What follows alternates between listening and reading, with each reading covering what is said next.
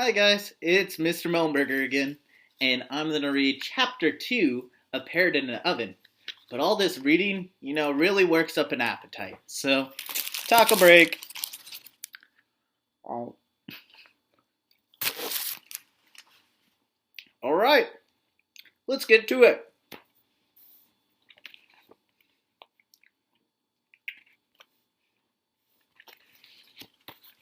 Chapter 2, called Rico's Pool Hole. Rico's pool hole was Dad's favorite spot in the whole world. Among four pool tables made of solid wood, cobwebs of smoke drifting to the ceiling, the air smelling hearty of varnished wood, field sweat, beer, and farts. He breathed easy. All day he talked to his buddies about Mexico and about the schemes for making money and escaping back to Mexico. Although some of the men that there were born in the United States. Kids weren't allowed in the pool hall, but Rico let me stay sometimes while waiting for Dad. I'd sit on a stool at the far end of the bar, watching guys lean against pool cues, smoke and cuss one another out. I even saw a fight once where a guy threw a cue ball at the man in a Texas hat and smacked his teeth clean off the gums. Besides, because of the drinking and because of the milk, she said, drained into the gutter whenever he drank, Mom hated to see Dad go to Rico's. She was always dragging me along with her to bring him home. On the day after the chili peppers, we were all piled in the car. My little sister Petty whining about the heat. Magda clapping her hands to the rock and roll music inside her head. Dad complaining about a streak of clever pool shots he was working on before Mom yanked him rudely away. No telling how much money he could have won, he kept saying. Steam puffed from my mouth and my nose ached from the heavy tar smell of melting asphalt. That's when I did a stupid thing. I put my arm on the car door and shouted, "Damn it!" as I jerked from the searing metal. Sitting in the front seat, Mom heard me, and before I could plead excuses, she reached over her shoulder and smacked me one on the mouth. There were certain rules that needed no part of a brain's labor for Mom to smack me one. If she caught me cursing or breaking a glass, she'd pound my arm. Twice if the curse had anything to do with girls or the glass had milk. Also, whatever gossip could cling to our family for as long as people's memories lasted, I was to avoid. With my dad, it was more simple. If I grew a bit too raunchous, he'd put a vice grip on my shoulder and whisper hot breath inside my ear. "Settle down quick, Manuel," he said, "or else." Luckily, he was still too soaked from drinking at the pool hall to pay me any mind. He did get into it with three Garcia brothers, though, who were lazing around their front yard. "Que segundas," he exclaimed as we drove into the parking lot. "Those bastards drinking beer and laughing out of their mouths. They'd suck their mother's last milk if she wasn't dead." Dad was angry at the Garcias for destroying his dream. He had bought this croquet set with which he planned to play with the neighbors while lounging around in the hot afternoons. But on the first day we bought it home, the Garcias came over like wild chimpanzees. Bobby wrestled a mallet out of my hands and tossed it into the tree, and Stinky stole a wire mallet while Dad's back was turned. Dad vowed never again to favor our neighborhood with culture. I slunk my chin slow while Dad slowed the car and gazed acidly at the Garcias. They pretended their big, idiot smiles, and seeing them act so disrespectful, Daddy yelled out the window, "Where are your girlfriends? Did you send them off to work for you?" This riled up Bobby and Stinky, who were old enough to have girlfriends, but didn't. They started pushing their chairs around, searching for a rock, but Dad laughed and pumped the gas.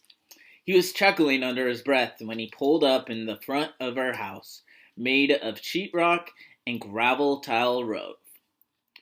Shaped like box hotels in a Monopoly set, the houses weren't pretty or stylish. But in spring, the grass flowed to every porch like green water lapping against the hulls of houseboats.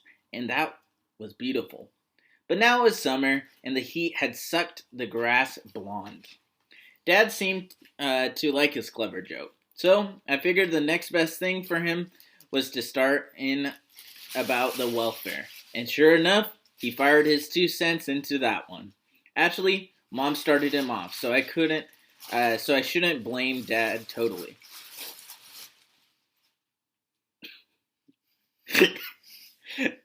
She mentioned how some men from the projects were earning money from jobs the welfare gave them. She had seen them coming home with metal lunch pails and shirts flagging out of their pants. But you know how the welfare is, Dad said. They want to know everything. A social worker comes over acting like we're criminals. Then the whole neighborhood knows we're getting welfare. He looked dazed. Dad did like if you tapped him on the shoulder, he'd bolt off, running down the street. Mom just pursed her lips. She knew he was just groping for something to complain about. Besides, half of the projects were already getting welfare, and the other half were trying to get on. This didn't stop Dad, though. They'll make a copy of my driver's license, Rebecca, he insisted, and it will stay in their files. After grinding his finger about 50 times in the air, he added, besides, I have never done anything in my whole life that would make me beg. Would you rather let the kids starve? Mom asked, indignant, and as usual, making a ton of sense. This reddened Dad's face more than the beer had already, but even he knew those canned meats and yellow bricks of butter the welfare gave away wouldn't be half bad. But it was no use. Dad believed Weasley guys already owned the world, and anything you could do to get over on them was useless. He believed people were like money. If you were $1 million person, you had a grip on things. A big house, maybe, and a crowd of suckers you could push around. You could be $1,000 person or $100 person. Even a 10, 5, or $1 person. Below that, everyone was just nickels and dimes. To my dad, we were pennies. Finally, he slowed down the wheels in his brain. I'll get a job, he said, sullenly. Don't worry about it. I'll get a job. Then he got out of the car and rushed inside, slinking through the hydraulic screen door. Mom just gazed at the empty space where he had disappeared, then smirked her lips away from her teeth. She heard it all before. Ever since he had lost his job with the city, every day he'd zoom on about the welfare or about the Garcias or how he was going to get another job. This time on a higher floor. I always wondered why he got so tossed around by things, why he'd roughen his voice and tire himself out complaining. Mom was more quiet. Whenever she worried about something, she'd bite her nails and look up at the sky. Not like she was staring at the clouds, but like the whole sky was the most marvelous sight she had ever seen. When they started shouting and throwing their arms around, which I knew they'd do as soon as Mom walked in through the door, it was best to disappear. Even the walls sweated. Mom's shrieks chased away the panicked air. Dad's voice was coarse paper shredding to pieces. Sometimes I climb the elm tree out back or race over to my friend Frankie's where the TV talked all day with nobody listening. As I left, I saw my sister Magda through the window, listening to records. She was singing herself, uh, stabbing her hands in the air like a belly dancer. Everything is alright, everything's gonna be alright, she sang. I spread across the parking lot, my eyelids heavy under the sun, grumbling over my mom's criminal unfairness. My lip was pulsing from where she had slapped me, and a swatch of blood smeared where I dabbed it with my finger. My steps were snapping crisply on the dry shoots of blonde grass when I reached the big lawn, where almost all year round the guy in our project either smacked a baseball around or ran football plays while our mothers on plastic chairs visited with one another, drinking iced tea and sprinkling gossip on the backs of those who got up to do chores. Suddenly, a dog crashed out of some side bushes, grunting and hunkering low, froth blowing from his mouth. I was afraid. He was coming to clamp his jaws on my legs, but then I saw the Garcia brothers, Bobby, Stinky, and Little Tommy, chasing him with sticks. Stinky let fly a rock and it whizzed past my ear. Whether he was aiming at the dog or me, I really wasn't sure, but they sure weren't going to catch the dog. Its paws were practically blistering on the asphalt. The Garcias slowed down to a trot and veered towards me. Stinky, who was sweating enough to drip drops on the ground, was wearing a dingy gray t-shirt and jeans that looked as if they had been scraped with rocks. Little Tommy had on a yellow plaid shirt. Bobby wore a long green Pendleton shirt with red and green patterns. His arms were straight at his sides, like he didn't want to wrinkle anything, and his mouth uh, crooked funny when his head tilted back. "Hey, it's the Hernandez boy," Bobby said over his shoulder to his brothers. Then turning to me, he said, "Hey, Hernandez, I hear your father got a job in the welfare." I didn't bother denying it. Nothing anyone said could sink in with the Garcias. "Hey, Manny." This time it was Stinky, twisting a stick in his hand, acting like he just thought up something terrific. He was in uh, he was in my grade at school, but almost 3 years older than everyone else. He had ratty shoulders and two large canoper teeth. His black hair was swatted smooth with pomade, and his voice sounded like two knife blades rubbing together. I had always been afraid of him. Every year at school, he made a habit of punching me around to show he was still boss. Only he broke a bone in my little finger, and I lied to my mom about it, saying that I got it sliding into second base. Another time, he separated the soft rubber on the bridge of my nose, and I had to tell her I got hit by a pop fly.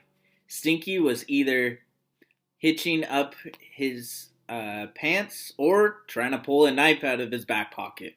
I couldn't tell. "Where's your girlfriend, huh, Manny? You got any girls on you?"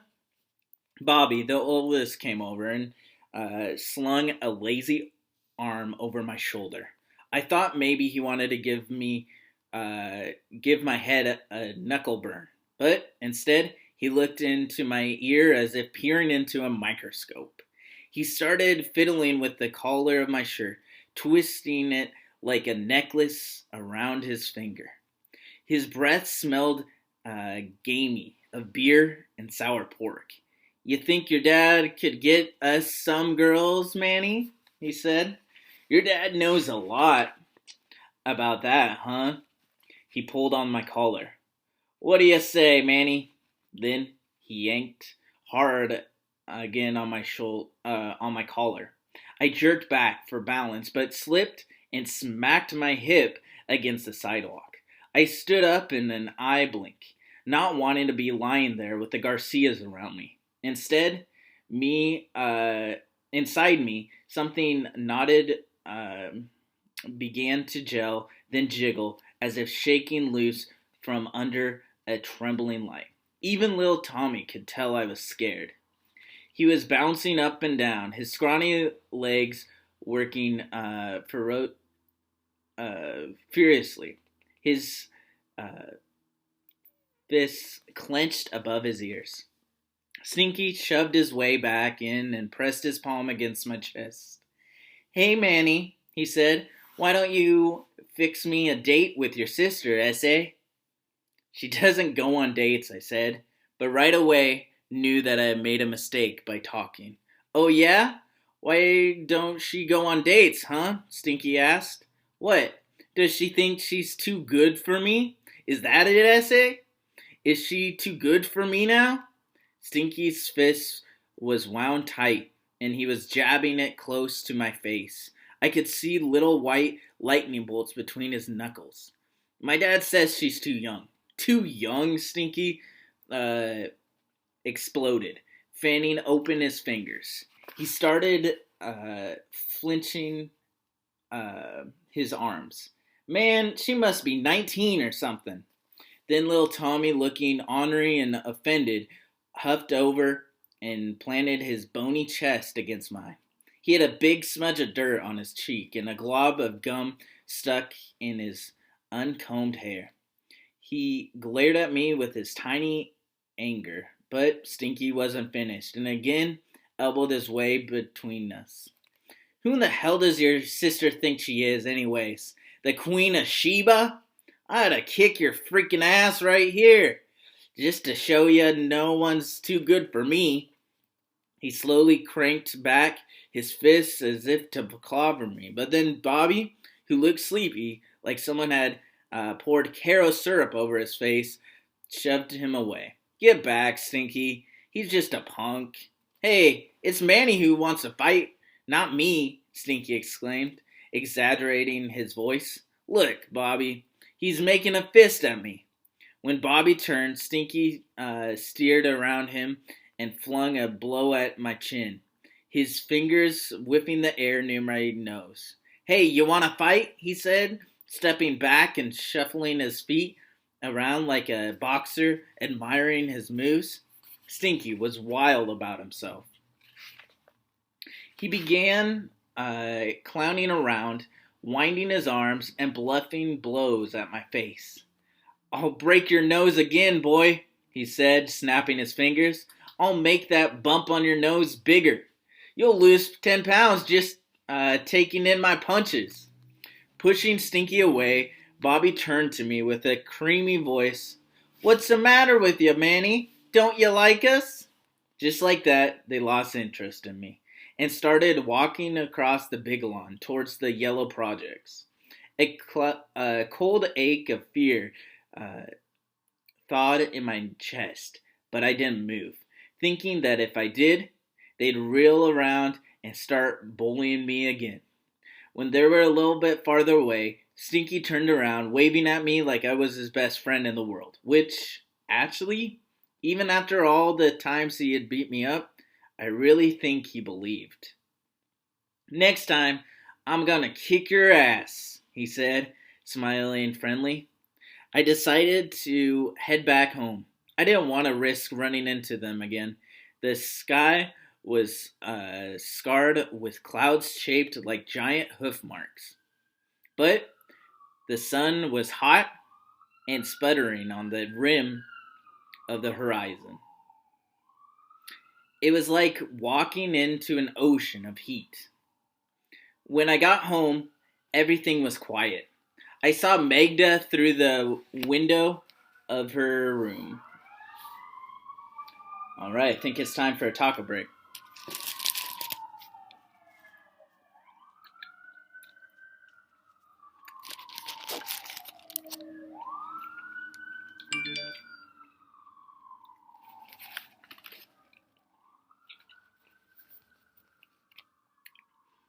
When I got home, everything was quiet. I saw Magda uh, through the window of her room, cleaning bits of dust from her records. On the porch, Petty was playing jacks with a golf ball. Nardo had stolen from Bonneville Lake's Golf and Catering. I tousled her hair and stepped inside. Dad was sitting on the living room couch, his feet propped on the coffee table, drinking a can of beer and nibbling little gulps of tequila from a pint bottle. In the kitchen, Mom was scrubbing the counter. She had her black hair braided into a solid coil in the back and was wearing a flower print apron with the sleeves puffed like biscuits. Mom was wild about daytime movies. When the music on the TV quickened, she'd angle her head through the doorway and watch the action. When there was a lot of talking, she'd scrub hard on the daisy print linoleum. I thought she was going to grab me by the collar and plant me in the front of the sink to wash dishes. Instead, she said, Mio, you're blocking the TV. What are you watching? A Tony Curtis movie. Standing behind a liquor bar, Tony was rustling ice cubes in a glass and twirling a spoon in a suave, romantic circles. He glinted his eyes enticingly at some jazzy-looking blonde lady named Marilyn Monroe or somebody lounging on the billowing couch. The blonde lady didn't suspect a thing, or maybe she did. Mom sure in the hell did. She knew Tony. While I was standing there, watching the off and on squiggles on the TV, Mom grabbed me by the shoulder and shoved me aside. Move, Mio, she said, craning her neck. Although sitting closer to the TV, Dad was pretending like he wasn't watching. He'd get interested in the parts where Mom's eyes glued on Tony, though. He'd stretch his leg across the coffee table to block out part of the screen, knowing that this annoyed her. Although she was trying hard to ignore him. After a while, Mom came into the living room like gravity was pulling at her. She sat on the arm of the couch and propped her chin on her palms. So close was Tony to the blonde lady that you could practically zipper their eyelashes together. That's when Dad got up, snatching angrily at the air, and huffed into the bathroom. He washed, slapped on some aftershave, and smoothed his hair back with red rose brilliance. Brilliantine. Red rose brilliantine. He came out wearing a white shirt and black pants, like he was dressing for a funeral. Fat chance he was going to stick around to watch Tony smooch with the blonde lady while Mom swooned. He was heading back to Rico's to see if he could connect again with his lucky shooting streak. He stood over Mom for a minute to see if she'd lift her eyes, then grinned meanly, grabbed his keys and a pint of tequila, and stormed out. Mom just kept watching the TV. I guess she figured she could scold him for starving us, scold him about unpaid rent or the job somewhere in the world waiting for him to try harder, but she was tired of all that. She knew if she cluttered his ears with too much griping, it would only thicken his stubbornness. He'd smolder around the house for hours, grumbling and haranguing until he gnawed her patience down to shreds.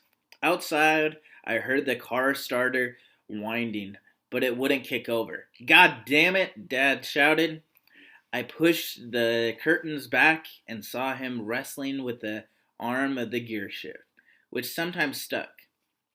He slammed his feet on the floor and shook the wheel. Then, relaxing his hands, he stared hard at me, like I was weeds growing wild in the fields that someday he'd have to chop. Mom came up behind me and pressed down on my shoulders. her hands smelling of ammonia. We watched as Dad got out of the car and walked across the parking lot, grumbling. The hoof mark clouds in the sky had burned away, and already I could see the wind beginning to smooth out the wrinkles of the afternoon heat. Petty was still on the porch, erasing some sparrow's tracks on the dusty concrete. Two of the Garcias brothers, Bobby and Stinky, snuck out from behind our neighbor, Sophie's house, and followed Dad, laughing and shoving each other with dares. They threw little pieces of gravel at him, trying to land them inside his neck collar, but he only swiped at the air behind his head and kept walking. I turned around and saw the thick cords on Mom's neck, pulsing. She looked at me and, with a funny smile, squeezed her hands against my cheeks, sparking tiny needles of pain. When she let go, my face stung with a glowing warmth. Alright, like and subscribe. Thanks for watching.